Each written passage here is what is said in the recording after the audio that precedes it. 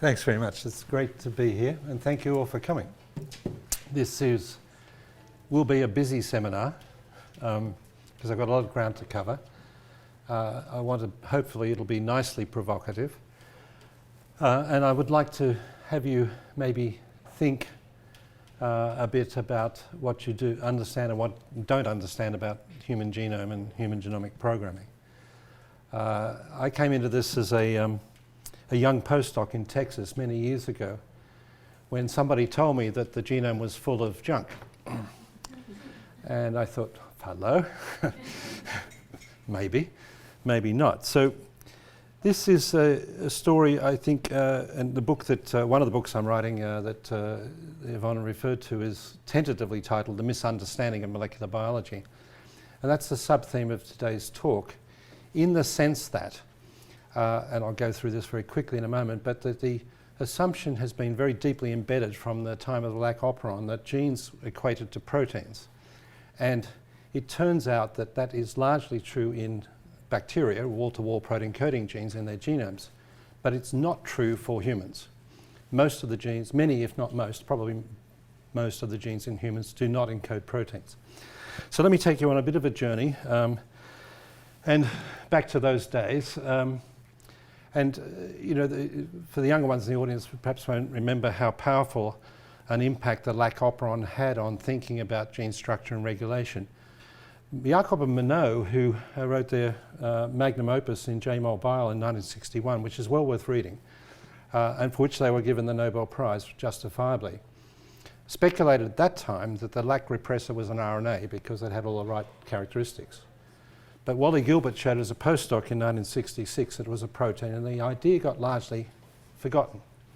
So the idea was based on a study of a very simple genetic locus in E. coli, in a very simple organism, has been that genes are generally synonymous with proteins, and I'll get to the genetics of this briefly en route, and that most genetic information, including, and mainly for the purpose of this talk, regulatory information, is transacted by proteins.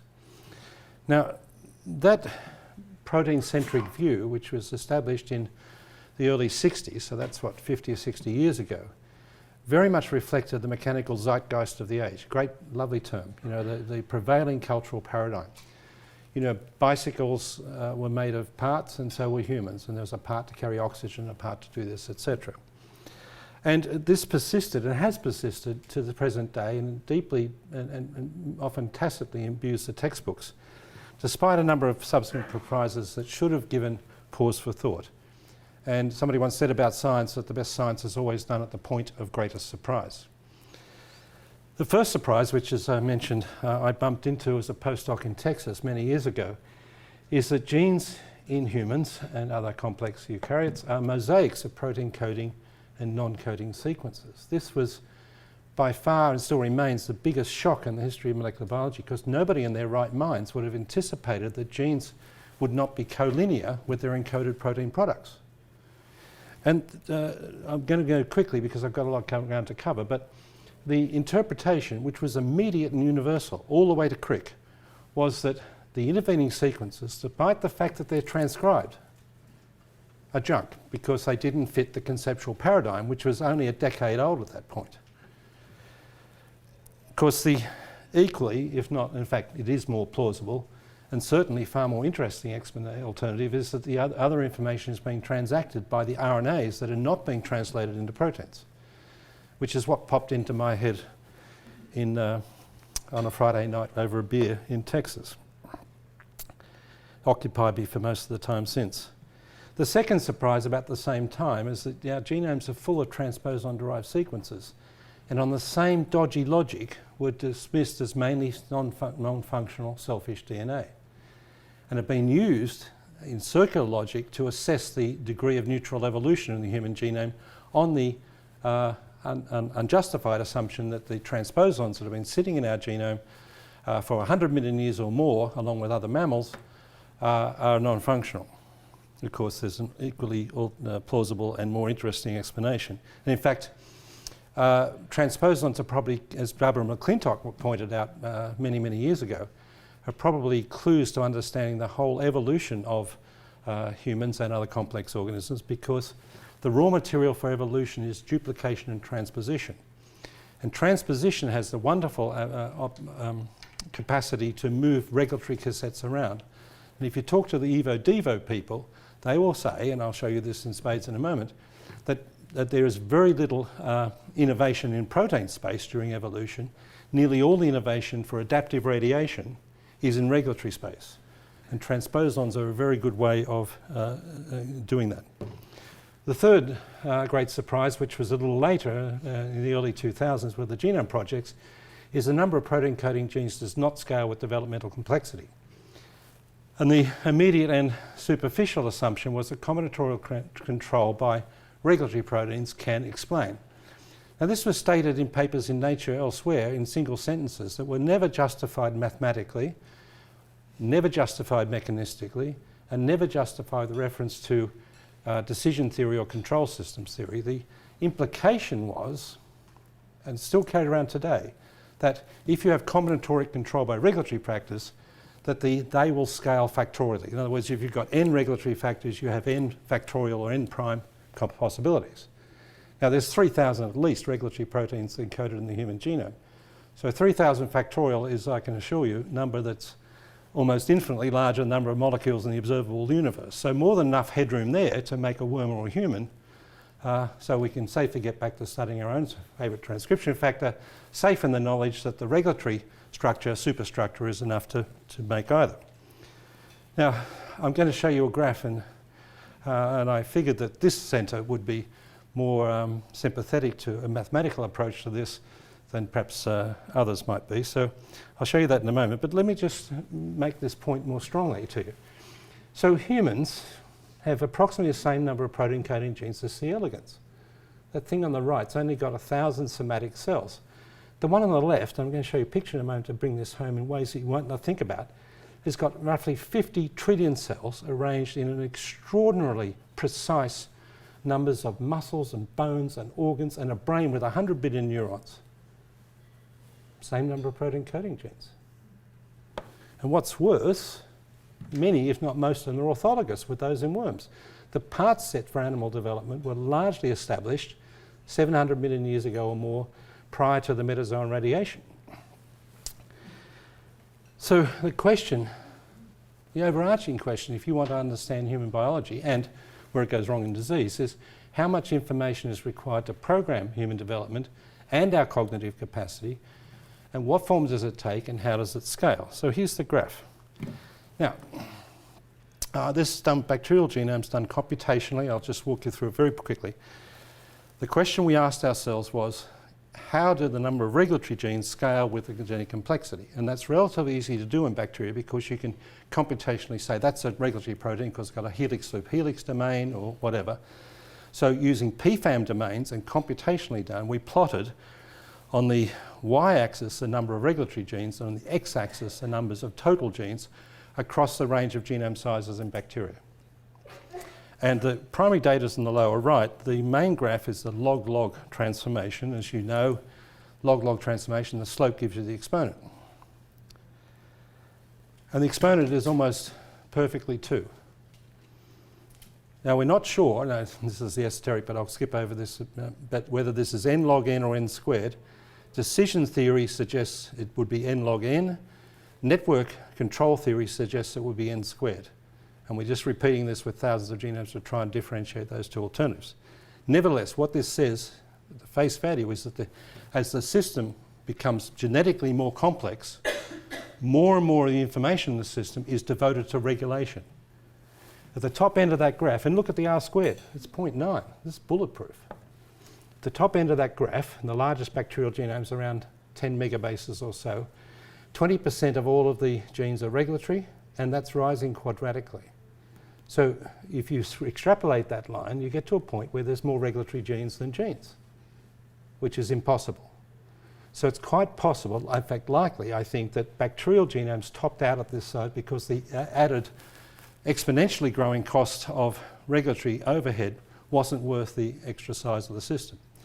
And so there's another deeper conversation here about how the eukaryotes solve this problem through the use of RNA signals like microRNAs, which separate the signal from the analog action, and modularity and many decisional pathways, etc., which is too much for today's lecture. But I hope you get the point.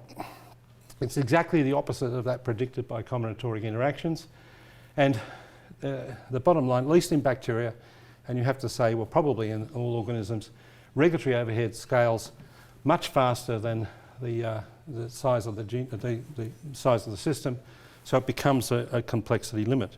And by the way, for what it's worth, we published this in Science 14 years ago, but nobody took any notice of it because it was in the maths and computation section, and biologists don't read that, and the people in complexity theory weren't not that interested, at least then. So this is the big question. I'm not going to address it today, but what is the decisional hierarchy that controls human development? And the implicit thing here, and at the risk of running slightly over time and dropping some slides out at the end, is this. We know that we have DNA methylation. We know we've got 100 different sorts of histone modification. We've got zinc finger transcription factors. We've got KH domain transcription factors. We've got splicing factors. We've got microRNAs, etc.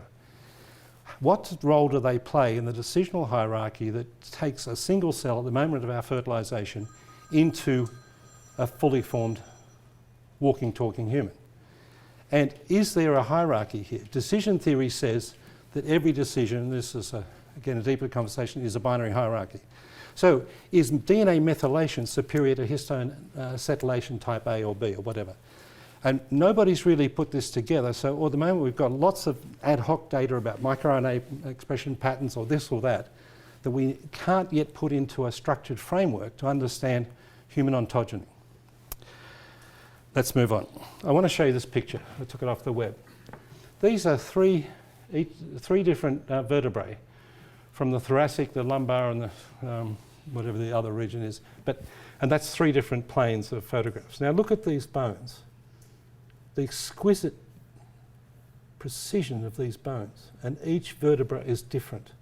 And if you take anatomical pathologists, they can tell you which vertebra a bone out of the grave comes from. So the point I want to make about this is that it's not cell type specification that's the difficulty. It's actually architecture. Each of these bones has got osteoclasts and osteoblasts. Each of the muscles in our face and our fingers, our legs have got myoblasts in them. But every one of them is precisely different. And during our embryonic and postnatal development, the cell, the information in our genome has got to be precise enough to make that one at the top and those ones. And look at the bones, by the way, leave aside the brain, which is another world, are by far the most precise and beautiful organs in the body. There's more architectural design in the bones than there is anywhere else. It's just incredible. So whatever programs our development has to be able to do that, not just turn something on with a transcription factor to become a myoblast or something. In fact, transcription factors like sergeant majors. You throw in a MyoD and the cell says, yes sir, you told me I have to be a muscle cell. That's not the way it works in vivo, because every muscle cell's got MyoD on it, but every muscle in your face, there's dozens of them. Your fingers, it's all different. Let me carry on. So the thing that does scale with complexity, because the proteins don't, is the proportion of the non-protein coding DNA, and this is superficial, but if you just plot the proportion in a haploid genome of non-coding DNA to coding, then you get this complexity graph topping out at humans at 98.8% non-protein coding DNA. And we now know that irrespective of the amount of this DNA, the vast majority of the genomes of complex organisms, in fact of all organisms, is dynamically and differentially transcribed in different cells and different tissues at different developmental stages. The whole genome, not just the introns, back, the whole genome is alive, and on both strands. Antisense transcripts everywhere.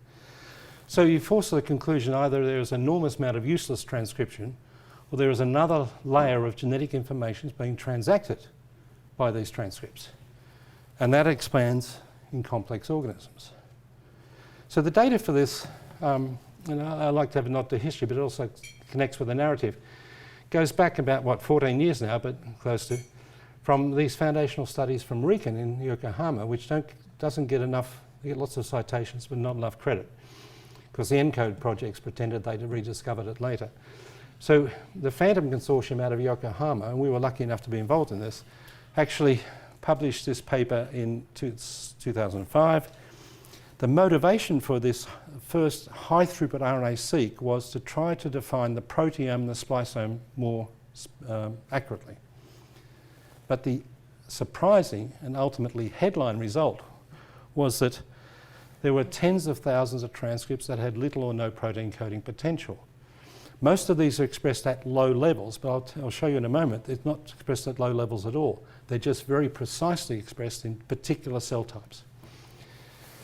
In the accompanying paper, the group showed that there's also enormous transcription, antisense transcription as well, and at least 70% of mouse genes had evidence of overlapping antisense transcripts, and showed the first preliminary data this might have a regulatory role. A couple of months earlier, Tom Dingeris and colleagues at Affymetrix, using a totally different technology, showed the same thing. And I'd like to show this one, partly to acknowledge Tom's work as well, but also because this is in danger of being forgotten for the second time, that almost half of all transcripts in human cells are not polyadenylated, which they showed by the tiling arrays. And this includes Pol3 transcripts from transposon-derived promoters, but also smaller RNAs derived from introns, which are not polyadenylated. So the whole idea that this messenger RNA protein poly-A is biased not only conceptually, but also technically what we see. And in fact, more recently, this paper from years ago now in Nature showed that only 5% of documented transcription start sites that have all of the normal characteristics actually produce messenger RNA.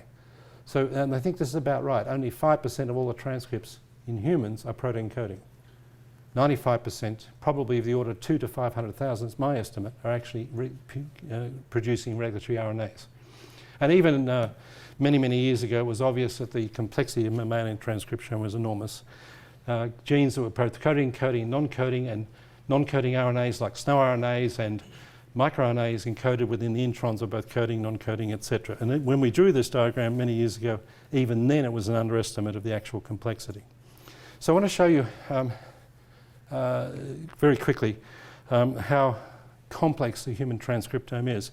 It's work done by a very bright then student postdoc Tim Mercer in conjunction with John Wren at Harvard. And so we developed the RNA equivalent of exome sequencing. Now you'll all be familiar with exome sequencing. That's what's done too much around the place, but because of the bias towards proteins, but certainly that's true for rare diseases. But anyway, so what Tim did with John and others was to make capture arrays of oligonucleotides that would just bind all of the transcripts coming from a particular region. So it's standard stuff. So what we did, and this was published, 7 years ago now, was first done in human fibroblasts. So if you look at the Circos plot here, this is each segment represents a region of the human genome which is poorly or not at all observably transcribed in fibroblasts using the RNA-seq at that time, Illumina RNA-seq. So that's working. If you just look at this segment here, here's a region of the human genome that does not appear to produce any transcripts in fibroblasts. So we made oligonucleotides that covered this region and captured the transcripts from the same cDNA preparation that we used to generate this data. And then we resequenced it. It's a molecular microscope, gives you about 10,000x magnification. And this is what we saw. These regions are alive with transcripts. And each one of these arches is a splice junction. So there's a small proportion of cells, even in this fibroblast culture, which are in a different transcriptional state. This is not noise. This is the region is alive with transcripts. I'm going to show you this for the GWAS regions, etc. very shortly. I keep moving. We did the same for protein coding regions, but I'll skip over this. We got the same result. But here's the quick question here. We wrote about this extensively in Trends in Genetics recently, that most of us have been sequencing smoothies. And the cell population, particularly in the brain, but also in the kidney and other places, are very complex. So the averages mislead. Because something is expressed at very low levels in the smoothie doesn't mean it's not a very relevant transcript, particularly in some cells. And here's one, and I should have, this one we picked up by regular sequencing, this non-coding RNA locus that had 3 exons, 2 splice junctions. That's pre-capture. Post-capture, look at the complexity of this locus. And I should have noticed at the time, we didn't, But virtually every internal exon here is alternatively spliced, which actually gives you a clue to the structure-function relationships of these things.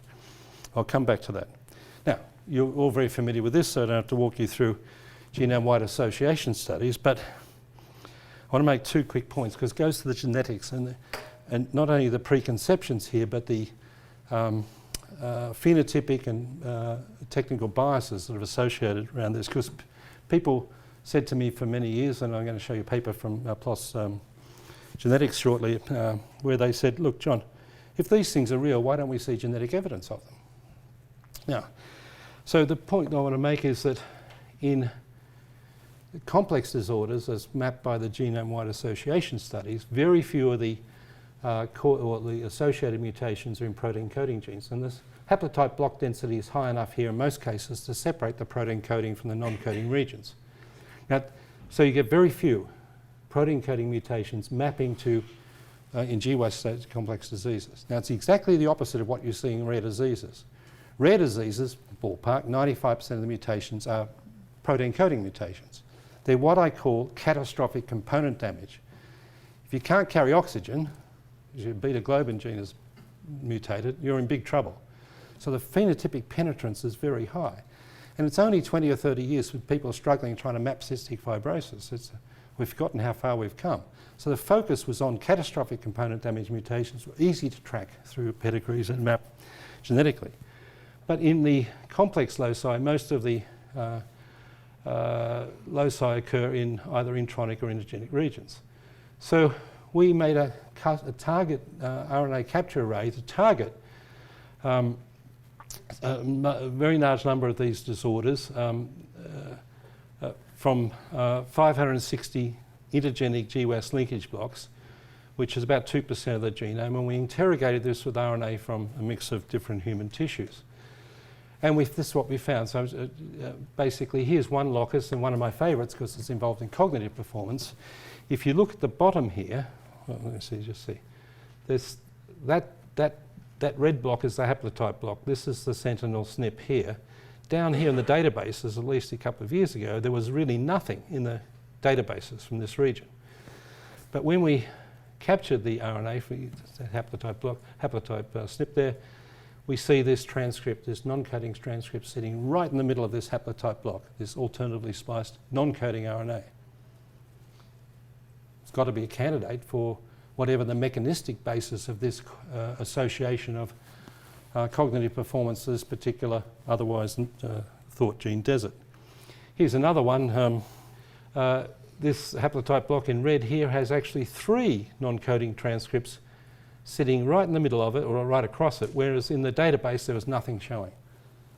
So, and this is true for nearly every GWAS haplotype block, has not only sometimes protein coding regions in it, but always some non-coding RNAs being expressed from this. In fact, we just discovered almost 1,800 of these things. So these, just very quickly now, these long non-coding RNAs, which I'm mainly focused on rather than microRNAs, although I'll come to them very briefly, are very stable. They have the same range of half-lives as protein coding transcripts. I'll move through this, but they also have all of the indices of real genes. This is a paper I wrote for PLOS Genetics some years ago. Conservation of promoters. One of the unexplained enigmas of this area is that the promoters of long non-coding RNAs are more highly conserved on average than the promoters of protein coding genes, and nobody understands why. But my guess is that because they are far more specifically expressed than the average protein coding gene, and I'll show you that in a moment. They have altered expression as well as dynamic expression. I'll show you that. They're associated with the particular chromatin signatures are standardly associated with transcribed genes. They're regulated at least in part by conventional morphogens and transcription factors, and they show very specific expression patterns and subcellular localization. So here's my favorite slide. We did this a decade ago with the Allen Brain Institute in Seattle. This is looking at the in situ hybridization patterns of over 1,300 of these long non-coding RNAs identified by the RECON study in mouse brain. So the first set is just the primary data. The second line is the computer transformation. It gives you better contrast. controls on the left. Just look at panel B. This long non-coding RNA is, as far as we know, only expressed in the hippocampus, the dentate gyrus of the hippocampus in the mouse. This next one in panel C is only expressed in the CA1 subfield. Now, if you mash up these mouse brains and do high throughput sequencing, you'd be lucky to see these things only expressed in a few hundred cells. But they're blazing in those cells that are expressed. And look at the other patterns across the first pair.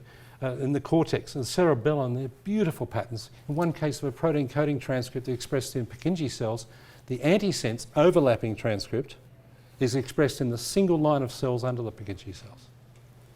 Unbelievable. And so this is true generally. Most things are expressed in brain, and at least the majority of those were very, very precisely expressed. Where we could see in Purkinje cells, they also showed they were targeted particular subcellular locations. About 30% of them go to the cytoplasm. And this confused me for many years.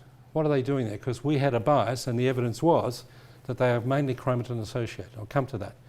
I want to come back to this because that mystery has been at least partly solved. Most of them go to the nucleus, and they're associated with chromatin. I'll show you the evidence for that in a moment. Some of them actually decorate previously and still unknown subcellular or sub-C organelles. Now, there's two long non-coding RNAs that give this pattern in Purkinje cells, this bipolar pattern. We thought were centrosomes, but working with Bodo, Lang and Berlin, they don't co-localize with centrosomal markers.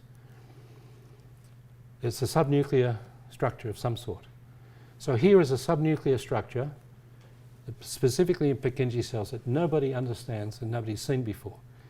Now, there's a cell paper and a PhD thesis waiting for somebody who wants to tackle this, and I think the tools are now there to do so. As others go into multiple foci, packed with Harris speckles, others are trafficked down neuroids. In fact, one of the first ones which is very widely expressed is this thing called, which is now more commonly called NEAT1, which is a central component of paraspeckles, which are enigmatic subnuclear organelles that only occur in mammals, not in birds, and only occur in some specialized tissues in mammals. And there are hints that are involved in placental biology. Now, just as a thought experiment, everybody, what would mammals require that birds don't? These things don't occur in birds, but birds have livers and bones and muscles and brains of sorts, some of them quite good. What do these things do? I'll leave that with you. There's another one, Shinichi Nakagawa. There's a thing called Damafu, which is Japanese for this pattern. These things decorate a subset of nuclear domains in a specialized subset of neurons. And in fact, working with Shinichi and others, we showed that this particular one is acutely downregulated in response to neuronal activation and involved in alternative splicing changes that are totally reminiscent or redolent of the splicing changes seen in schizophrenia. They also bind, if I can just, this RNA binds the splicing factors Quaking-1 and SRFS1, which have been very much strongly involved in the etiology of schizophrenia. So here's something to chase further. Over the years, we've looked at dynamic expression in many different cell systems. I'm going to move quickly now, watching the clock. We looked at it in, embryonic stem cell differentiation and immune cells, etc. I'm going to show you two vignettes from the last two in memory development and in melanoma, just to give you a feeling for the biology, because so far I've just given you expression patterns and dynamics. So the first one was one we picked up that's involved in, is differentially expressed, I should say, in mouse memory development. Back in the old days, we made, and actually made some money from selling microarrays that would poll non-coding RNAs. One of them, I'm just going to move through quickly, is this one here, which is nearby antisense to a zinc finger transcription factor gene. By nearby antisense, I mean it's coming off the other strand, but doesn't overlap. And this one is very highly expressed in pregnant mammary gland, but it's turned off in lactation and then turned back on again in weaning. Remember that. This is high in pregnancy, but turned off in lactation. So, it's very stable, by the way. We did actinomycin D, the protein-coding RNA on the other strand has got a fairly conventional half-life. This thing's bulletproof, probably because it's protected by chromatin. And there are, by the way, just writing about this a moment, studies going back to the 1960s showing that there are very stable chromatin-associated RNAs. Chromatin is the third component, sorry, RNA is the third component of chromatin. And it's nuclease resistant there. So it's stable. If we knock it down, and you can knock down these things very easily with SH or siRNA strategies, so to everyone's surprise, you increase the proliferation. So the control in green and the knockdown in blue. Now remember, this is down in lactation. Knock it down in mammary epithelial cells in culture, we increase their proliferation. We also increase the number of so-called domes, because these mammary epithelial cells, when they reach confluence, they produce domes. And the size and number of these increases if you knock this thing down. Remember, it's down in lactation. The killer is the last bit of this slide. When you knock down this RNA in mammary epithelial cells in culture, they start producing milk. That's casein. So beforehand, in the green, very little casein production. After you knock it down, these things producing casein. So here, and this thing's not protein coding. So our interpretation is this is an epigenetic switch, or controlling an epigenetic switch from a pre-lactation state to a lactation state by non-coding RNA. And I might just say in passing that it's now been shown that everything that transcription factors can be done by non-coding RNAs, including formation of stem cells from somatic cells, the Yamanaka factors, which, by the way, came out of the Riken study. There's a nice history there because the Riken study showed that those factors were high in stem cells. Here's another one for melanoma. This one I'll just move quickly through. A non-coding RNA that's upregulated in melanoma, which we did with Ranjan Pereira in Florida. This one allows me to illustrate a couple of other points. First is that this RNA is actually coming from the intron of this protein coding gene, but from the other strand. It's not conserved, at least in all mammals. I want to say to you that conservation is totally misunderstood. High conservation imputes function, no question. Low conservation imputes nothing. Think about your phone number. So this thing, well, if you look, you see the exons are conserved, but there's also a huge peak of conservation in the intron that's conserved across all mammals. This is pan-mammalian, so whatever is there is important for mammalian biology generally. The RNA we picked up as being upregulated in melanoma is not conserved across all mammals, but is conserved in primates. There's got to be something that's different between us and mice and elephants. It's not conserved. So the second thing is that this is small enough to do a very accurate structural prediction, which is here. It's a two-dimensional view, but to make a couple of points. One is that RNA is not a wavy line with A's on the end of it. It's a very complicated structure that bridges the analog and digital worlds. And these structures, which are well characterized in more general sense, in crystallographic analysis, ribosomal RNAs, etc., can interact with proteins and by binding. But they also have open faces that can interact with other RNAs and DNAs. And that's their value. RNAs are always adapters between one level of information and the analog world. So, if you remember this is up in melanoma. I'm going to move very quickly. If you knock it down, you reduce the invasiveness of melanoma cells. This was small enough to do the gold standard opposite experiment, which was upregulated. And this is a conventional scratch test where you look at migration of cells, control on the left, the upregulated on the right. So remember this upregulated in melanoma, and if you knock it down, you reduce the invasiveness of melanoma cells. Here, if you turn it up, you increase you change the cell look, but you also vastly increase their invasiveness and motility. This is one of the most strongest metastatic genes yet established, and there are others, by the way, with RNAs changing the epigenetic state of the cell rather than simply being a protein component.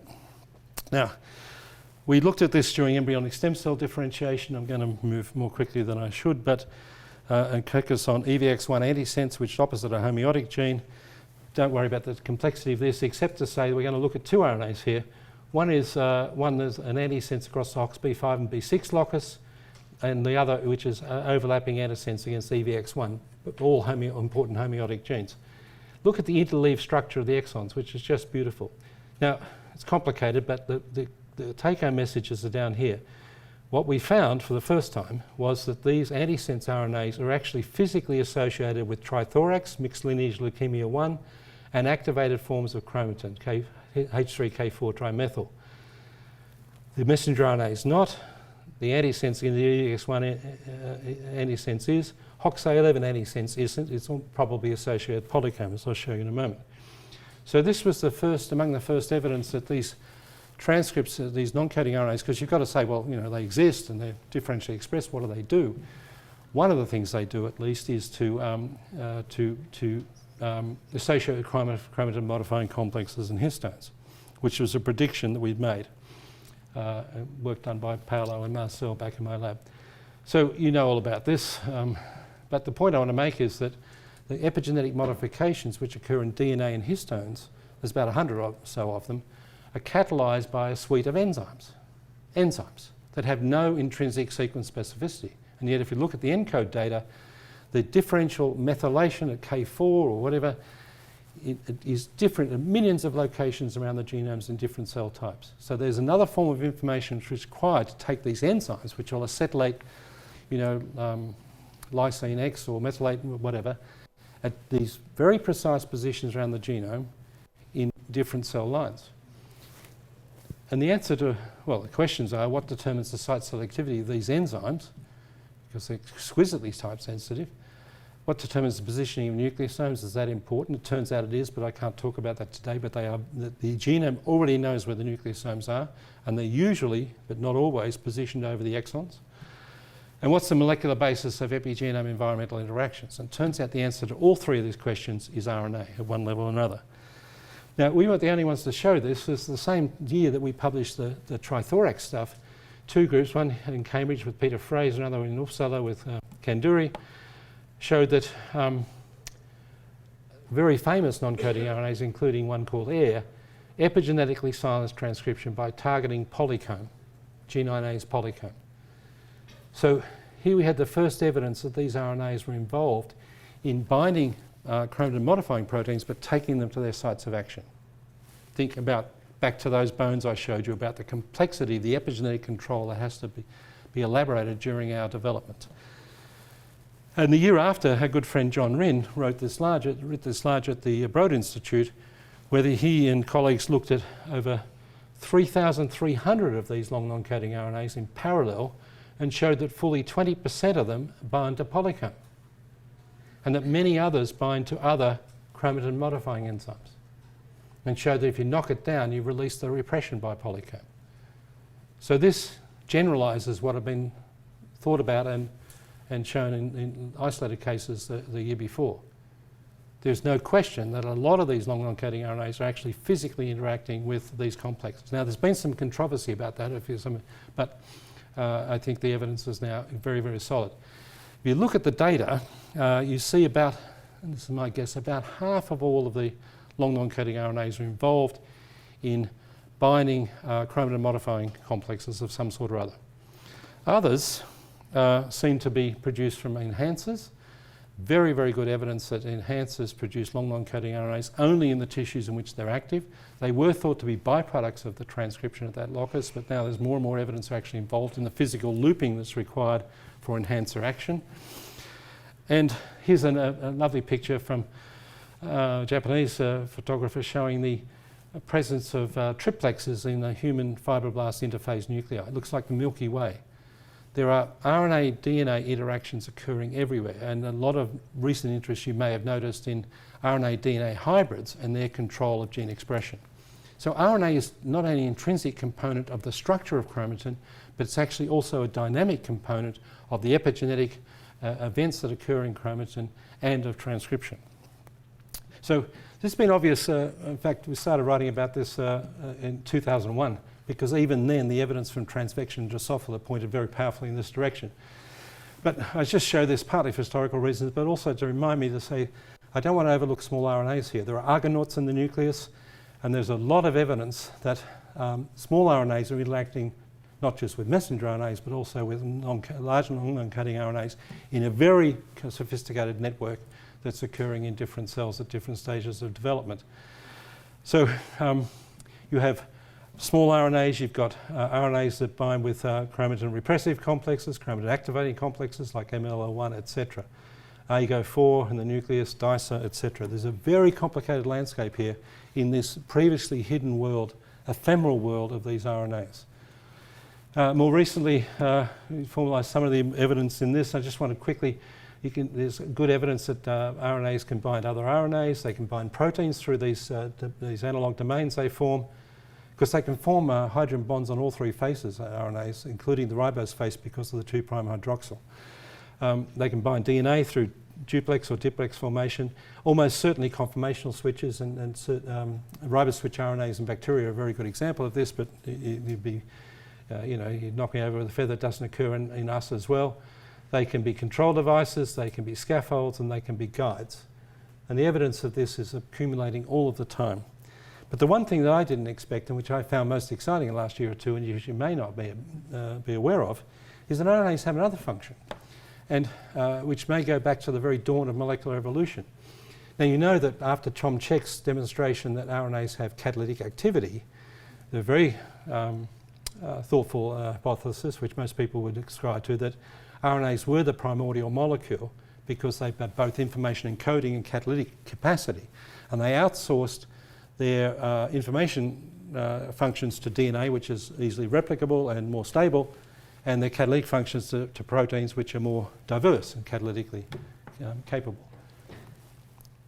Turns out that RNAs can also form phase-separated domains called so-called liquid crystal domains in cells. And if I take you back to gamethu and those funny domains in neurons, or paraspeckles, or nucleoli, everyone's seen nucleoli, no membrane around this. Turns out all of these structures are actually condensed by RNA. And there's a whole other level of cell biological organisation that we never dreamed of. We should have thought about, but we didn't, that is actually controlled by RNA. And this RNA will do it on its own, although it usually collaborates with RNA binding proteins, which, by the way, are the largest class of proteins in the human genome, and with intrinsically, especially within proteins with intrinsically disordered domains, whose function was never understood. But these intrinsically disordered domains are binding with RNAs and forming these liquid crystal domains that form subdomains in the cell, both in the nucleus and the cytoplasm. I'll show you examples in a moment. This is called soft matter physics, and it's just come into biology, and it's spectacular in its implications, because if RNA can do this, it's quite possible, if not likely, that they did it at the dawn of molecular evolution. That, because the theories about early pre-cellular life say, well, organic molecules bound to clays or oxyapatites or things, sort of didn't feel right. But if RNA on its own can form liquid phase separated domains in an aqueous environment, then you have all of the ingredients for a sort of organic concentration. So I just quickly recently just summarised some of these just to give you a flavour of this, because I think this is important to realise and think about. So here's the papers from going back to 2015. They involved in the formation of the nucleolus. Phase separation drives heterochromatin domain formation. P granules, G bodies under hypoxic stress, prion-like RNA binding proteins, and it's pretty clear that this is playing a major role in neurodegenerative disorders as well. It's coming out of the mist. Super enhancers. And finally, and this will knock you over, transcription factors activate genes through the phase separation capacity of their activation domains. A Cell paper from last year. So even transcription complexes are buried within phase separated domains in the nucleus that are built around RNA scaffolds, collaborating with the RNA binding domains of the proteins. We did the whole of human chromosome 21 just to ask ourselves, what does it really look like transcriptionally? This was done by Tim and a very bright student, Ira Devison. That's what in the databases at the top, that's what we picked up on all the transcripts. But I want to show you the surprising result. One is that this is the public annotation. We go to coding first of all, and this is what we picked up. We didn't really improve the annotation of coding regions very much, because, and I should have said back to the brain slide, on average, and I stress on average because there are exceptions in both directions, non-coding RNA, long non-coding RNAs are expressed in far more precisely in limited spatial patterns than protein coding regions, which tend to be more generic. By the way, it may surprise you, the most highly expressed gene in the human genome, apart from the ribosomal and infrastructural RNAs, is an RNA called MALAT1, which is chromatin associated. It's more highly expressed than actin. That's at one extreme. Mostly they're lowly expressed. So we picked up a few more exons in protein coding regions, but we saw a spectacular increase in the or the numbers of exons and introns from non-coding regions. Because the resolution of current RNA-seq, particularly in sequencing smoothies, is so low. So what we found was that, and this was a first surprise, that the exons in long non-coding RNAs, back to what I said earlier, are almost universally alternatively spliced. mRNA exons in humans are also a lot alternatively spliced, but this turns out to be an exaggeration for reasons I'll show you in a moment. It's wrong. Not wrong, it's misleading, as many things can be. So these splice junctions in both cases are real. So if you go back to the 96% alternative splicing, in the long non-coding RNA exons, and you look at their splice junctions, they're identical, or virtually identical to coding splice junctions. So these are real splice junctions. This is not some accidental noise here, as opposed to random sequences. We did the same thing in the synthetic regions in mice. We found the same result, massive alternative splicing. But here we found that mouse protein coding exons are far less alternatively spliced than humans. Now this had been seen before, but not enough resolution to see why, really. Because it turns out that it's in the non-coding regions of the protein coding genes. So here's a good example. This is the DYRK1A gene, which is in the Down syndrome critical region of chromosome 21. Here's the human ortholog or homolog in mouse, and the protein coding exons are constitutively spliced. In fact, for most proteins, it's just a continuous open reading frame, and it's only with large multi-domain proteins you may see some alternative splicing of protein domains. Nearly all the alternative splicing, or at least the increase, is in the humans, and this is a typical example, is in the 5' untranslated region. So what you see in humans is many, many more, the same level of resolution in both experiments, by the way, many, many more exons, and they're alternatively spliced, and almost universally alternatively spliced. Whereas in mice, you don't see this. And we think this is due to the increased sophistication of the regulation of these genes required for the evolution of cognition, but that's only a wild guess. In fact, we see the same thing, and we did the same thing for human chromosome 21 in mice, but I think I'll skip over that. But here we have a clue as to the structure-function relationships, and this is published now, but we showed some years ago, if you look at evolutionary conservation of predicted RNA structure, you can show that at least, minimum, close to 20% of the human genome is actually conserved, and this does not require any assumptions. So at least 20% of the human genome is conserved at the level of predicted RNA structure, done by Martin Smith, a very talented student and now postdoc. We've validated this with Howard Chang recently, where he did biochemical probing of the RNA structure, and we did the informatics. And this is on EXIST, a very famous long non-coding RNA associated with X chromosome inactivation. And I can't go through the data with you. Basically, we found that our predicted conservation evolutionary patterns match very closely the actual structures that were determined by biochemical probing by by Howard and his crew. So we can actually put these into evolutionary predicted structures. And here's a good example of the way we do it. So here's a region of the genome. Here's an evolutionary series, which is much better now. And you can look at the covariation of things that would maintain a stem. So here you see covariation here, here, and here, which predicts in two-dimensional space this structure. So you can actually use AI to actually group these structures. We found about 13 million of these sitting around the genome. Messy data set, admittedly, and you can develop these models. So we actually find these recur in the human genome, and you can map them all around the genome. And I'm going to move very quickly, but we found also that the conserved structures map overwhelmingly to exons, which fits with the alternative splice, the universally alternative splicing. Because if you think about it, any exon which is alternatively spliced has to be modular, because it doesn't require a fixed interaction with the next exon for its function. So we think this is the clue to deciphering the structure-function relationships here, and working with various people, we're looking to actually re-look at all the RNA clip data sets from an RNA structural lens rather than a primary sequence lens to see if we can find a particular predictor structure which is enriched in polycomb or is enriched with this one or whatever, to start to build a new RFAM about, and then get some structure and understanding what these things do.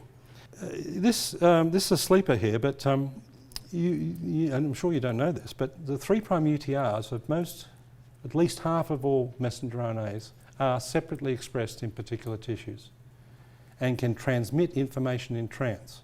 Now, 3' UTRs are well understood, experimentally supported, cis-acting platforms for protein binding and microRNA binding to control messenger RNA half-life and translation, yeah? But during vertebrate evolution, they have massively expanded. In fact, often more highly conserved than their associated protein coding regions, often larger. So Dagmar Wilhelm came to see me many years ago and said, John, I've got this weird result. I've got a coding sequence here for this gene myADAM. She was looking at testis. You can't see it this resolution, but it's actually expressed in the cytoplasm of interstitial cells. Fine. That's what you expected. But she said, I've got a probe here to the non-coding region, which she'd done accidentally, and it's not in the interstitial cells at all. It's in the nuclei, blazing, of German Sertoli cells. What's this? Here's another one we found later. Basically, here's this gene, too many letters, but the coding sequence probe, this is the hippocampus. You can't see much of a signal, but the 3' UTR is blazing in the hippocampus. Blazing. And we have many examples of these at one level of evidence or other. They actually, their 5' ends, I can't go into detail, are actually cell type specific. So for this one, CAMK2A, the major start site in hippocampus is here, whereas in the cortex it's up here and here. So there is tissue specificity in the 5' ends of these things. And let's see, that's just stepping through. And here's some old data from Helen Blau at Stanford and others showing that accidental experiments showing that you can actually genetically complement functions, mainly differentiation, with 3' UTRs, both in cell culture, and that was with, first one was, that was with various things including actin, alpha-cardiac actin and others. Here's tropomyosin, here's, of all things, ribonucleotide reductase, and prohibited in breast cancer. In all these cases, the transfection of the UTR without the protein coding sequence changed the phenotype of the cells.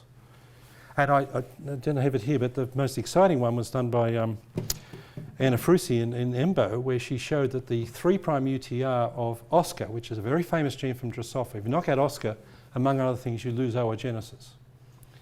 She showed, beautiful paper, that if you transfect the 3' UTR of that gene into a null mutant in flies, you recover oogenesis in the complete absence of the protein coding sequence. So there's another world here.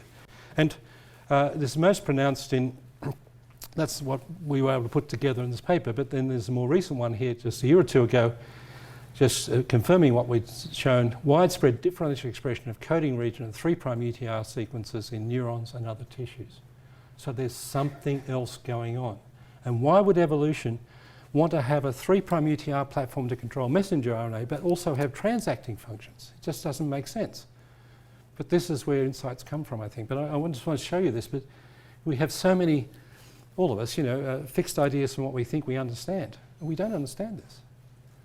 It's amazing. So I was going to stop there. The only other things I was going to say to you today, which I perhaps leave for another day now, depending on whether I'm welcome to come back, is that there is a totally new world emerging out of RNA editing and modification.